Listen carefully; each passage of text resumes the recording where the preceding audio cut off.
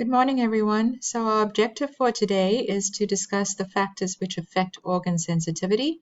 We'll also be discussing the relative radiosensitivity of human cells to ionizing radiation. So we'll be looking at different types of cells, and we will be explaining the law of radiosensitivity and how this law applies to radiation-induced damage or changes within the cell based on its type. Not all cells are created equal, and that's why we say that its susceptibility to radiation is relative. It really does depend on the type of tissue, on the type of cell, on the type of organ to determine how it will be affected by the ionizing radiation. So, what do you think makes one cell more radiosensitive than the other? So we know that the human body is a living system that's composed of a large number of various types of cells, some of which may be damaged by radiation. Because the potential harmful effects of ionizing radiation on living systems occur at the cellular level, we have to be looking at that type of cell, the stage of the cell cycle, and the metabolic state.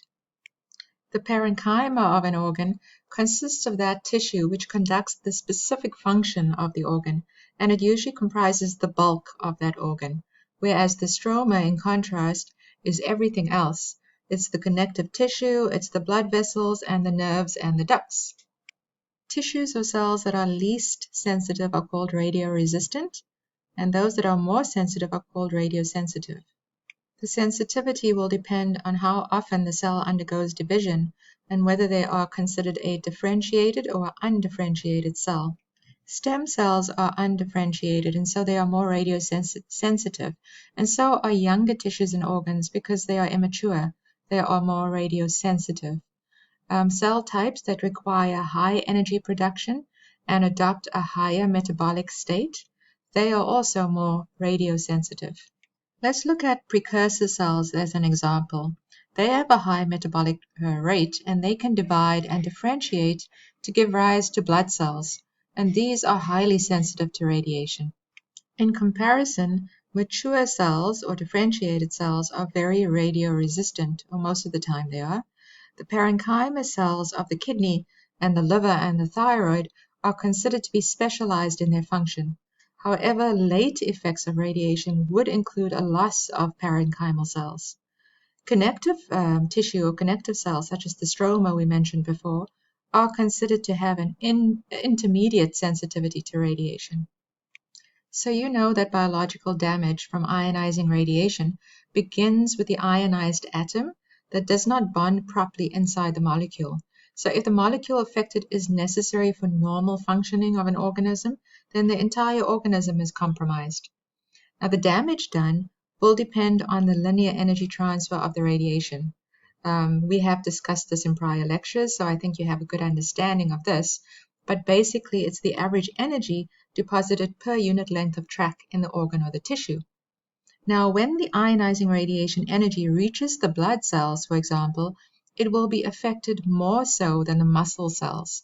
The reason for this is that the muscle cells and the nerve cells are more mature and therefore more radioresistant than the rapidly dividing blood cells or lymphocytes. The life cycle of a cell includes 4 distinct phases. Now, typical of ordinary tissue growth is the mitotic phase. Mitosis is actually the last phase of the cell cycle. And irradiation of a cell to as little as 0.01 gray can cause an alteration of the chemical processes that are involved in the mitotic phase. And the result of the irradiation is the failure of the cell to start dividing on time during this phase, and this is called mitotic delay. Although all of the stages of the cell cycle are sensitive to radiation, the mitotic phase is the most radiosensitive. Somatic cells of the body divide through the process of mitosis, and genetic cells divide through the process of meiosis. Now, meiosis is quite similar to mitosis, but once again, the mitotic phase is the most sensitive. Ionizing radiation can damage the cell's nucleus in various ways, and rapidly dividing cells that are well oxygenated are very radiosensitive. Now, radiosensitivity of the individual cell will determine the dose required to induce apoptosis. Apoptosis is the interphase death of the cell. It is important to note that the more radiosensitive the cell is, the smaller the dose is, or the smaller the dose required to cause apoptic death during the interphase. With very high doses of radiation, high doses of X-ray and gamma ray up to 1000 gray, the cell is going to be destroyed and die within seconds. A dose of 1000 gray is well above the doses used in diagnostic and therapy. Now, how about reproductive death? When the body is exposed to radiation levels between 1 to 10 gray, the cell does not die, but it can permanently lose its ability to reproduce, and this we refer to as reproductive death. Now back to apoptosis. Here the cell dies without attempting division, and the more radiosensitive the tissue or the organ, the smaller the dose required to cause apoptosis during the interphase. Mitotic death, on the other hand, it stops the mitotic process completely and then death occurs, and only a small amount of radiation can cause this type of cell damage. Mitotic delay is the failure of the cell to start dividing on time. It is delayed. A small amount of radiation given just before the cell divides can cause this kind of reaction. And then there's the interference of function. Temporary or permanent interference of cellular function can occur. If repair enzymes are able to fix the damage, the cell can recover and continue its function. As you have already learned, chromosome breakage will occur as well, and this is most common when radiation interacts with the DNA. That is referring to that direct action of radiation. Now, breaks can occur in one or both strands of the chromosomes. If the cells are irradiated during the mitotic phase, chromosome breakage does occur, and permanent chromosome abnormalities and mutations may present in the future and in future generations. In summary, when a cell nucleus is damaged by exposure to ionizing radiation, the cell production can be delayed, the cell can experience instant death or apoptosis or reproductive death. There may be interference with the function of the cell, or the chromosome breakage may occur. The severity of the radiation effect on the cell does largely depend on the linear energy transfer of the radiation. Two scientists put pen to paper and established the law of radiosensitivity. In 1906, two French scientists, Begoni and Trebideau, that you see here in these images, they exposed rabbits' testicular germ cells to ionizing radiation, and then they observed its effects. So they discovered that radiosensitivity was a function of the metabolic state of the cell receiving the exposure. And the metabolic state is the chemical process where the cells produce the substances and the energy needed to sustain life. This finding in 1906 has made a significant impact on how we deal with the radiation and how we monitor organs for its sensitivity. We now know that resistance to radiation increases with cell maturity, and this largely affects the way we work. We know that the radiosensitivity of cells is directly proportional to their reproductive activity, and that's changed our work practices. That's why we shield the gonads and the ovaries, and that's why we shield young children. We make sure that we limit their dose, because their organs and tissues are more sensitive than mature tissues and organs.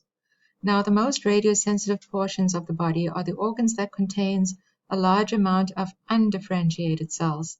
Those are the cells that are dividing rapidly, they have a high metabolic rate, like lymphocytes, and they are well nourished.